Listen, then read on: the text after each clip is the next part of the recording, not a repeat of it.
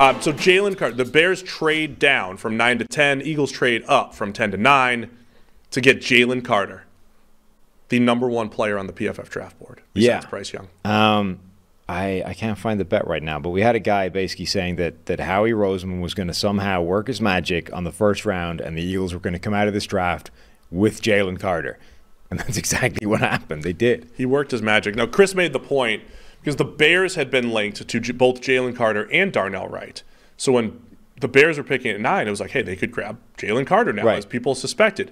The Eagles traded up 1 spot, not necessarily because they were afraid the Bears were going to do it, because the Bears didn't have to trade the pick, but that someone else was going to perhaps trade up for Jalen Carter and get him there. Maybe the Steelers, they had been rumored to trying to go get him.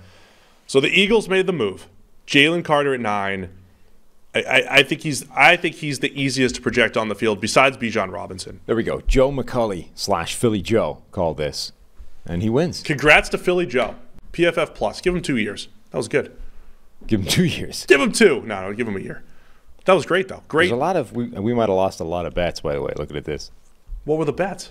What else did we lose? Will Levis falls outside the top 20 picks. Oh, wow. That's an L. So we're 2 L's to start with. We're just handing out PFF pluses here. Any of the following, this is another loss. Detroit will pass on Jalen Carter. They passed on him. They will not draft a tight end in the top 100 picks, so we don't know yet. And they will add 2023 picks over the draft. But they won already with the passing on Jalen Carter thing. We accepted that, huh? Now, we won 1. There we go. Only 2 quarterbacks in the top 10. There were 3, right? There were 3. Yeah, we won that one. Yeah. Cool.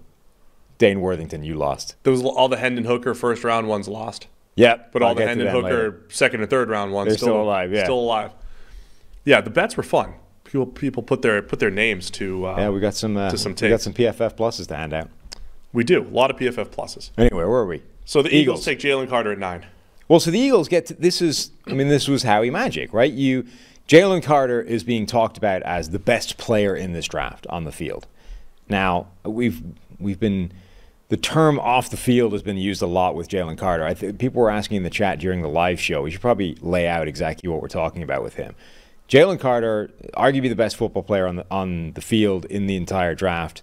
The off field with him, he was involved in a warrant was issued for his arrest around the time of the combine because he was involved in some accident where a couple of a teammate and a staffer on the football program at Georgia died in some traffic accident where initially he had said he wasn't even there, and then it turned out he might have been racing the car at the time. A warrant was issued for his arrest. He had to go back. He ended up pleading to some deal where he effectively paid a fine, got some community service, and it's gone away now, right? So that's one off-field concern. He also showed up at his pro day, looked out of shape, didn't even make it through all the drills properly. That wasn't great. There's been mixed reports on how his interviews and things have gone, and Drew Rosenhaus and his team have been like he's not even talking to teams outside of the top 10. That rubbed some people the wrong way. So there's been a general sense of, are there maturity issues with this kid? And then because of that Georgia defense and the fact they rotate a ton, it's like, does he go 100% every play? Is he, a little bit lazy relative to what you're seeing? So that's all that stuff kind of lumped into one bucket of general character concerns with him. But on field, we're talking about the number 1 player on most big boards. And the Eagles saw what we all saw. They're sitting there just, scouting players for the 2022 NFL draft, watching the 2021 Georgia Bulldogs, watching Jordan Davis, who they end up drafting, watching Nakobe Dean, who they end up drafting. They're like, who's 88? Yeah, well, the Eagles... Who's the sophomore? The Eagles just started off, right? And they're like, let's go watch the best defense in college football history, and let's take the best players from it. All of them. That's the way to win. Whereas the Jags are like, let's just take somebody from that defense. Doesn't really matter who. Take the best athlete. He's probably the best player. The Eagles are like, no. That guy there that's killing everybody, take him. And the linebacker, the one that's running the thing, we'll have him too. It's crazy. And then, not to spoiler alert, for if you're just listening for the first time, the Eagles will get Nolan Smith later in the first round. Apologies. Apologies for giving that away. I mean, it's wild. So they now have 3/4 of a defensive line from the greatest college football defense of all time and the middle linebacker that ran the show. Yeah. it might work. So Jalen Carter gets to play next to Jordan Davis up front. You have Fletcher Cox there still for one more year to mentor those guys. You still have Milton Williams and the edge rushers Hassan Reddick, Josh Sweat. Add Brandon Graham's coming back again, and then Nolan Smith, Derek Barnett. I mean, they're just loaded. This trade only cost them a 2024 fourth-round pick to move up that one spot and grab arguably the best player. Presumably to keep someone else from doing it.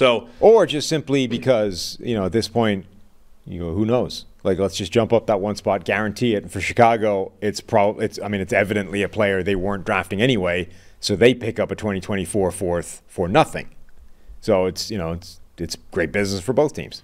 The other part that is so crucial, I think, for the Eagles, I mentioned this on the show about the Bengals. So any of these teams that have a ton of money locked up in the quarterback, and the Eagles now do, even though it's not going to kill them cap-wise, you want to be cheaper at extremely valuable positions, like defensive line, places that get paid. So now they added Jalen Carter and Nolan Smith. They're adding cost-effective players at really valuable positions, in addition to just adding these dudes to a loaded defensive line rotation. So then the Eagles come back and get Nolan Smith at pick 30, because we went on a run. We said Nolan Smith, is he a Bengal? Is he a Saint? He's still there. And then we said, no way, the Eagles are going to get another Georgia player. And they did. Number 13 on the PFF draft board. The Eagles take him at 30. My number two edge on the PFF draft board. Love Nolan Smith. I know he's 238 pounds. Still love him, though. Yes. He could play the run at that size. He's really good. And I think, again, all these teams, the perfect landing spot for him. He goes to a team that likes rotating defensive linemen, that isn't going to ask him to double his workload, that can let him do exactly what he did in college at the same kind of workload. And by the way, has an exact comp for how to play the game at that spot at 240 pounds. Hassan Reddick's already there. He just did it. He just spent the last few years of his career figuring out how to get it done at that size and, play as a true edge rusher in the NFL after the Cardinals tried to make him into an off-the-ball linebacker. Like, I do think that there's value in bringing a weird outlier type of body or size or shape or whatever and pairing him with a dude that's the same, right? And it's saying, like, let that guy help him along. Let that guy do some of the coaching work and say, hey, they're going to teach you how to do this, blah, blah, blah. But you and I, we don't do that because we're different. We're outliers. We're going to have to, here's how you do it, right? There's got to be some of that to it. So Nolan Smith landing in that Eagles defensive line rotation when they already have Jalen Carter in this draft, when they got Jordan Davis a year ago, when they've already got the holdovers from that defensive line that are already there. It's just unfair. How is this happening? What a fascinating group the Eagles have, right? At defensive tackle, the two young Georgia players, Jordan Davis and Jalen Carter, to go with the old Eagle, Fletcher Cox. Yeah. The young edge defenders, Nolan Smith, Hassan Reddick coming in, but the old Eagle, Brandon Graham. And the other guy they developed, Josh Sweat, and Derek Barnett. Just loaded. They do have a point, making sure. So what the Eagles want to do, and this is why drafting valuable positions is important. It keeps the cost low at places that you have to pay. You have to pay these guys eventually, so it just keeps the cost low. It's easy to bring in cheap linebackers and everybody wanted to give Bijan Robinson to the Eagles.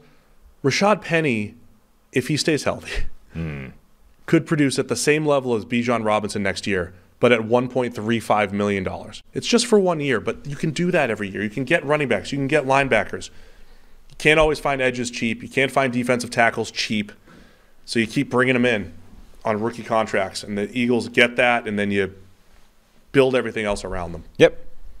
So they did it again. Yeah, love it.